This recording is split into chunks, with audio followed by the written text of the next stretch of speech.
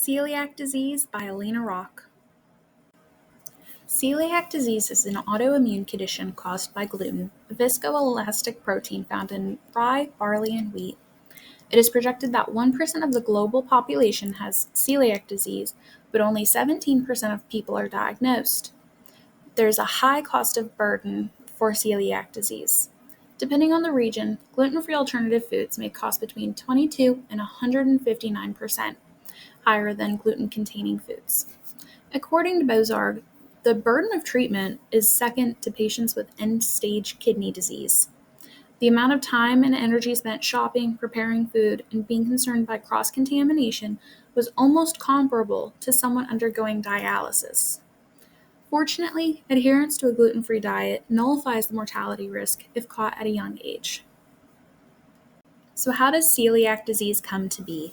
So first you have to look at the genetics, which are minorly linked to celiac disease. The haplotypes HLA-DQ2 and HLA-DQ8 are linked to celiac disease. In the general population, carriers of these types account to 30 to 40% of people, while 3% of these people develop celiac disease. When you look at all people with celiac disease, 90% have one or more of these haplotypes. So, gluten is the viscoelastic protein, and it's made of glutamine and proline. And it's what makes dough sticky and bind together. That's why it's called a viscoelastic protein. So, when somebody has these haplotypes, the proteins bind to a chemokine receptor, CXCR3, which is located in the epithelial cells lining the intestinal lumen. The action of binding induces zonulin overexpression. Zonulin normally maintains a tight junction between the epithelial cells and the intestinal lining. When zonulin is overexpressed from viscoelastic proteins, the tight junctions shift, which makes the gluten peptides be able to migrate into the lamina propria, which are the cells located directly below the intestinal epithelium. Tissue transglutaminase 2 makes the gluten peptides convert glutamine to glutamate. Then the haplotypes HLA-DQ2 and 8 take up glutamate, which triggers CD4 T lymphocytes. These gluten-specific T cells induce pro-inflammatory cytokines, which then attack epithelial cells. This damage then damages the intestinal villi, which reduces the absorption of vital nutrients. Gluten-specific T cells then activate B cells, which then differentiate into plasma cells. This produces systemic inflammation. The clinical manifestations of celiac disease can range from asymptomatic to totally debilitating. Often it is thought of as an intestinal disease, and so other symptoms may not make somebody think it might be celiac disease if somebody's not having intestinal difficulties. But that is not the case. There are hundreds of symptoms that are linked to celiac disease due to it being an autoimmune condition. So, gastrointestinal difficulties can include gastrointestinal pain, nausea, vomiting, diarrhea, constipation, bloating, weight loss, or weight gain. These can be similar to the symptoms of irritable bowel syndrome, whether it's IBS-C or IBS-D. So often celiac disease with gastrointestinal effects is misdiagnosed as IBS-C or D. Although the inflammation caused by the autoimmune condition can cause symptoms across all body types, all body systems, let's focus on psychiatric and reproductive systems. So psychological and cognitive symptoms such as depression, anxiety, headache, and seizures are common in celiac disease. Males and females diagnosed with celiac disease are at an increased risk of suicide throughout their lifetime. In childhood, when it's diagnosed, there's an associated 40% increase in suicide risk. The highest time frame of risk for suicide is the first year after diagnosis, even with adherence to a strict gluten-free diet. We should all be aware of patients unexpectedly feeling down with heightened levels of stress, unexplained headaches and seizures, and suicidal thoughts. If nothing else may be the cause, it may be celiac disease.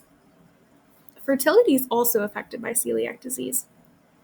More than 10% of females with celiac disease have difficulty conceiving, compared to those without celiac disease having about 5%. So 5% for non-celiac disease women and 10% for celiac disease women. So with untreated celiac disease, those who conceive, there's a 10% higher increase of risk for miscarriages. In males, infertility is not frequently a symptom of celiac disease. Finally, vitamin and electrolyte deficiencies are common with celiac disease because of the intestinal damage. The body is not able to absorb vital nutrients like iron, vitamin D, calcium, B12, B6, folic acid, zinc, and magnesium. So this is important to consider if somebody has signs of malnutrition. So how is celiac disease diagnosed? It's diagnosed through serologic and tests and biopsies. TTG IgA and TTG IgG are used to determine if there are antibodies against gluten. These tests require the person to continue consuming gluten for 6 to 8 weeks before utilizing the tests. These measure a protein found in the lining of the small intestine, which is attacked if the person has celiac disease. If IgA is deficient, then IgG will be tested. If both are deficient, but the person has a high likelihood of having celiac disease, then the EMA would be then used. This is an expensive and labor-intensive test as it uses immunofluorescence and is not typically used. Finally, genetic testing for HLA-DQ2 and 8 are commonly used, but it doesn't confirm, it just shows if somebody has a genetic susceptibility. Finally, the biopsy is the golden standard of diagnosing celiac disease. The intestines have regular villi and patches of shorn villi because of the damage, and so an esophagogastroduodenoscopy procedure would show this difference of intestinal villi. They go in and they take a sample from the duodenal bulb and the distal duodenum and examine under a microscope to see if it has signs of celiac disease. As future nurse midwives, why is it important for us to be familiar with celiac disease? Well, 60 to 70% of all people diagnosed with celiac disease are women or assigned female at birth. It can also impact female fertility, and so it's important to be aware of celiac disease as a potential cause for infertility or frequent miscarriages. The stress from pregnancy can cause autoimmune conditions to come to light. And so you may have somebody in your practice who had a healthy pregnancy, and in their postpartum period, they're having an array of symptoms that you're not able to figure out. Well, if you put them on a gluten-free diet or refer them to testing, that might be their issue, is that they actually started having celiac disease symptoms and actual celiac disease because of their pregnancy. It is important for us as midwives, as we have such a sacred job of holding people up and helping them throughout all stages of their lives, to be in support of cultural diversity and the difficulty of adhering to a gluten-free diet. We discussed the increased risk of suicide, and so as midwives and healthcare professionals, it's very important to be familiar with celiac disease. Celiac disease has a delayed time frame for being diagnosed. Many people are diagnosed in their 40s and 50s, which may be when somebody comes in for menopause care. There are no preventions for celiac disease, and the only treatment options are a gluten-free diet. There are many clinical tests being done on medications that are in clinical trials for celiac disease, but none are currently on the market.